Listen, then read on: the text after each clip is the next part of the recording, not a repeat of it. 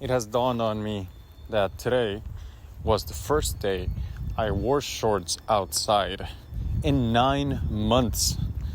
Now, yeah, we don't get much heat here in Poland, but hey, summer's coming, and that's a big one. So if you've been in business for a while, especially in education businesses, you know what happens in summer. And if you haven't, well, here's a little insider secret on just what happens during these times of the year. So what happens during summer? People's attention shifts. And it shifts from going into digital experiences because it's winter. People are kind of, they're inside of their homes. And it shifts way more into real life experiences. So they go outside. Now, good for them. But given that you probably run a digital business of some sorts, this can be really tough on the business and on the business owner emotionally, just because people respond much more slower, if at all.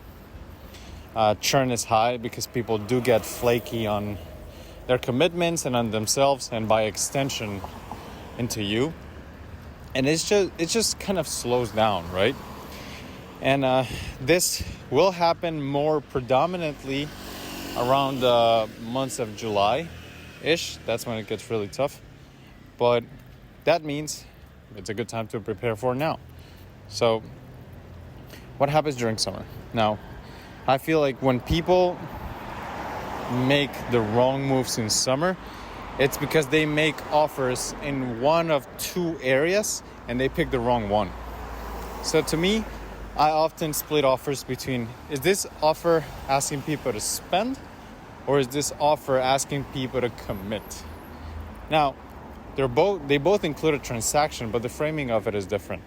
When you do a client offer and you get somebody to commit to a result for 3, 6, 12, whatever months, that's a committing kind of offer. Whereas a spending offer is something that's just one and done. So it can be customer offers. It could be paid in fulls because they are not committing a recurrent payment to you, or some other stuff. Now, summer is not a season of committing. If you ask people to commit to longer term things, and that includes recurrent payments, then you'll probably be met with a lot of slowness because people are just not in the committing mood during summer. If anything, that's when they fail on their commitments to themselves and not to you. But when summer is not a committing season, it is a spending season, and a big one. People are spending on vacations, on experiences, on stuff. And that gives you a pretty good hint of what to base your offers around.